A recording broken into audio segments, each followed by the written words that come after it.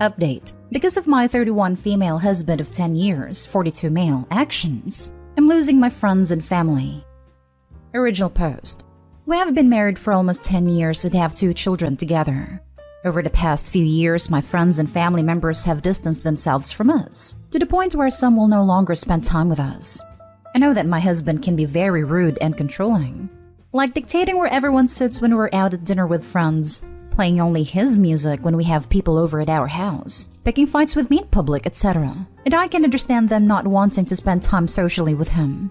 However, he will not let me go and spend time with them on my own. He is quite jealous of me. I asked my sister, 35 female, about this, and she told me some rather disturbing things. Namely, that after her husband and mine had an argument, my husband then had started spreading rumors that her significant other had interfered with our children. He then contacted her directly and implied that her husband was cheating on her. What the heck? Neither of these things have any basis in truth. One of my other friends recently told me that my husband told them I cheated on him all the time. They figured it was lies, but felt uncomfortable talking to me about it. After I asked him why he would say that, he had a heated argument with them and screamed at them for interfering in his marriage. He picks fights with me when we are visiting with friends, making it awkward for everyone, and has previously abandoned me at others' houses because he was angry.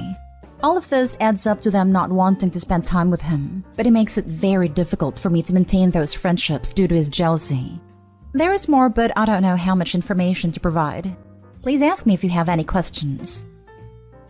Now for the top advice before reading the updates. Sounds like you need a divorce. He's controlling your life in a way that you obviously don't want.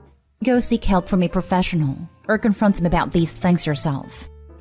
I have raised this issue a few times now, and his response is along the lines of, I only said/did this because. He has refused counseling even though I begged him to attend with me. It feels like he simply doesn't care that I'm losing my friends, and when I show that it's upsetting me, he criticizes them and tries to convince me that I'm better off without them. It's not that he doesn't care. It's that he relishes in driving away your friends and family. He is isolating you. Isolation is a common tactic of maltreating partners. It is easier for him to control you when you have no friends or family to support you. He is emotionally mistreating you. No one likes him, including you. You want your kids to learn that mistreatment is the normal way to conduct a marriage? No, you don't. Open your own bank account, lawyer up, and file for divorce. No, I don't. He is obviously not like this 100% of the time, but what he does leaves a foul taste in my mouth, and I don't respect him. If my daughter were in a relationship with a partner that acted like this, I would do everything in my power to help her leave. Eventually, the effort to maintain these community ties will become too exhausting, and you let them go. When that happens, he'll be your only source of support and love. You won't feel that you have any choice but to be obedient and please him, because without him your world will crumble. If that's not the kind of future you want, get out now. It's already starting to feel that way. First update. I just spoke with my sister and apologized for what my husband had said. As difficult as it was to get out, I told her that I was really unhappy and I didn't know if I should stay with him. She told me that while she was not comfortable spending any time around him, she would always be there for me no matter what I decided, and that I am welcome in her house at any time. She also said that if I do decide to leave, she would love to have a stay with her while sort things out. But when I asked her what she thought I should do, she said she couldn't tell me, but that I should think about things as though I was a close friend talking to myself. I don't know if that makes sense in the writing of it, but I hope you get the idea. Right now, I don't know what to do. And thinking through not only this, but other things he says and does, I am quite shattered. I feel sick. I don't know how I'll be able to handle my emotions when he gets home. And now for the last update. Well, it took about a month to finally tell him that I was done, that I was leaving, but I did it. Another month before I was able to move out properly, but I stuck to my decision. And here I am 8.5 months later. I struggle a lot with the things he has/is putting me through, but my friends and family have been fantastic support. One thing that stuck out in all of this was his reaction when I first told him that I wanted to leave. He broke down, told me how sorry he was, that he would change, he loved me, etc. And I had some hope that things would improve. Then the next morning he started the most god-awful fight, screaming at me for even thinking of leaving him. How could I do that to him? That he would never trust me with his heart again and all kinds of other BS. He started throwing things, ripped the curtains down, drank about half a bottle of vodka, and I just left. All I could think was how his reaction was all about him. This kind of crap continued for the next couple of weeks. I slept in the spare room but would wake up to him snuggling against me. He kept buying me perfume and flowers but then would smash something or scream at me in front of the kids. He didn't lay a hand on me, but I think there were times that he was close to it. Oh, and then he overdosed on some anti-anxiety medication his doctor had prescribed. So I called an ambulance and let them take him into the hospital, which meant that I didn't care at all apparently. His new girlfriend moved in within weeks of me moving out. That was a surprise. I honestly don't know if he cheated on me, but he had her lined up pretty quickly. He hasn't stopped him from sending me about 1 million messages demanding that we work on our marriage though. At the same time, he spreads lies about how I left him for another man, or he dumped me because I cheated on him. So many lies that I don't know how he keeps track of them all. I just don't reply to him or his friends anymore. It will be another few months before I can file for divorce. We have to be separated for 12 months first, but I'm happier. My days are peaceful, aside from the nasty messages I get, and my friends are wonderful. I've been doing counseling, which has helped some, but to be honest, I think just being away from him has been the best thing for me.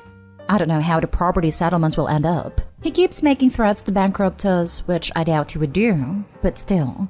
The court system here is pretty fair apparently, so I just give it to my solicitor. It's too much stress for me to try and deal with. My children are adjusting slowly. They're with me almost all the time. When we were going through the breakup month, my ex was pretty horrible in front of them, so it will take some time for them to heal. But we will be okay. Congratulations! It's hard, but you'll pull through it. Good job. I wish you the best for you and your children. Thank you. It has been hard, but I know I've done the right thing. If you need someone to talk to, I'm here. It's been 2 years since I got out of my awful relationship, so I understand how rough it is transitioning from the mistreatment to a normal life, and still have problems with it today. I always have an ear ready to listen if you need one. Thank you so much. I will keep that in mind. My friends have been borne the brunt of my talking/crying, but they've been amazing. I'm glad that you were able to leave your situation back then. Wow, what an eventful update, and thank God you made the right decision. I love how he instantly moves in a new woman while shouting and storming at you to come back to him. I think he needs to learn to bait his hook better. Yes, that was mind-boggling to say the least. In a selfish way, I'm glad his attention isn't fully on me though. Next story. I left my husband, 35 male, a couple of weeks ago to get some space, and it confirmed for me that I, 27 female, don't want to reconcile. I don't know how to respond to his pleas for me to come back. We've been together 8 years, married for 4. It's been a roller coaster since we got married. Here's the short of it. He disclosed credit card debt when we got married. I helped pay it off. We talked about money and other big values, and we seemed to be on the same page or willing to compromise. So I went into the marriage happy. We bought a house soon after and I got pregnant. In the next 3 years, he brought another gun into the house. After agreeing to only having one for home defenses, I did not want any. He didn't help at all when our son was born. In fact, he made things more difficult by not cleaning up after himself. Then I found that he had credit cards I didn't know about and had gotten $25,000 in debt. Then he got a concealed carry permit, after agreeing not to get one before we got married. Then I found him on a dating site which he had paid a $30 premium membership for. Then I found out that he hadn't actually been paying down his debt like I thought. It was down to $15,000, but then it went back up to $22,000. He started getting mean in the last year, making comments and calling me names when we argued. He bought a new dream car which increased his monthly payment and caused him to have to work more overtime. Then he threatened to lay his hands on me a couple months ago. That's when I started planning to leave. It's been a few weeks and I'm so much happier. My son is adjusting well and had been spending a couple days a week with his dad, with me dropping by to put him to bed to make the transition a little easier. He's been this black cloud over my life, causing huge amounts of stress and constant anxiety. I feel so much calmer and happier without him. My husband wants to try counseling. We've done a few sessions with 2 different therapists in the past, and every time he came out of it angry and refused to go back until we found a different counselor. He always feels like they are against him. It's been months and he just recently found one. I'm willing to go, but to improve our communication and co-parenting. My problem now is that he's texting me that he misses me, that he's nothing without me, that I have to come home because we're a family, that he needs his wife back, that he's not sleeping well. It goes on and on. I don't know how to handle these. I've been pretending that I'm going to bed early so that I don't have to reply. I feel terrible for ignoring them, but the truth is that I don't miss him. I don't want to be cruel and say that straight up, but I also don't want to lie and say I do. I'm afraid to drop divorce on him because he's not in a good place mentally, and I'm afraid he will just crumble. He's been on medication and in counseling for years, but his depression is still bad. He will not listen to boundaries I set about not talking about our relationship outside of counseling.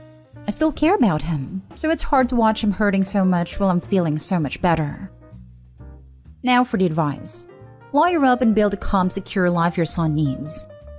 I noticed he's not saying what he's done wrong, /apologizing, etc. Just how awful his life is. Be glad you're done with him other than co-parenting. If you agree to counseling, make sure he and the therapist knows you're only interested in improving your ability to co-parent your child and not getting back together. Well, given the history, it sounds like you are 100% making the right choice. My biggest concern here is for your safety. You've said that he is battling mental illness, and B carries a concealed weapon. I'm sorry to say it that way, but those are the facts of the matter. This could be a dangerous situation, so you need to make sure you and your child are protected. Do you have family who can help you? Maybe you can stay with them when you break the news to him about divorce. If you know people who live far away, that might be even better. Whatever your next step is, just be very careful and very aware of keeping yourself safe. You may not think he's capable of anything, but better safe than sorry.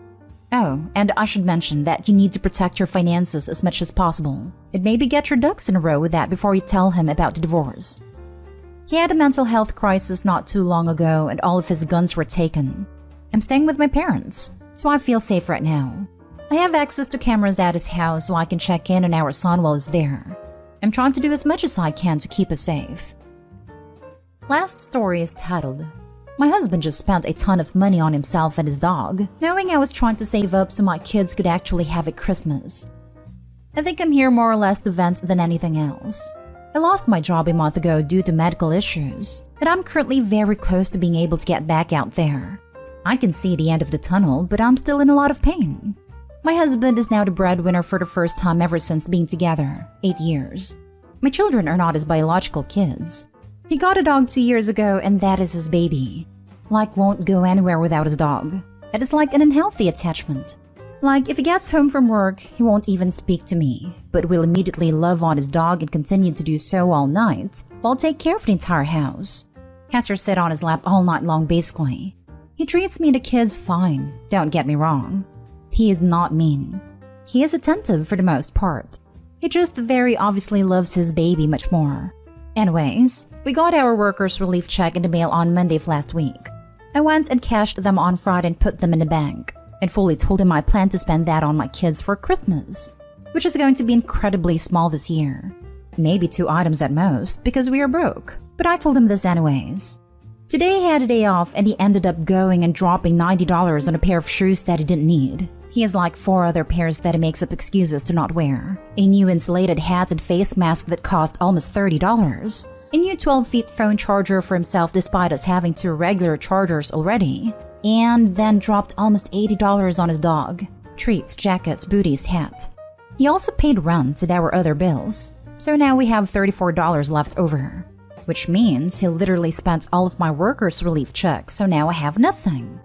I confronted him on it and he said not to worry about it because he will have 4 paychecks between now and Christmas, and the kids will still have crap for Christmas. But the thing is, we have almost $400 coming out for his back debt payments. My kids are going to have an awful Christmas even more than they were already looking at, because he spent all this money on unnecessary things that he and his dog definitely didn't even need.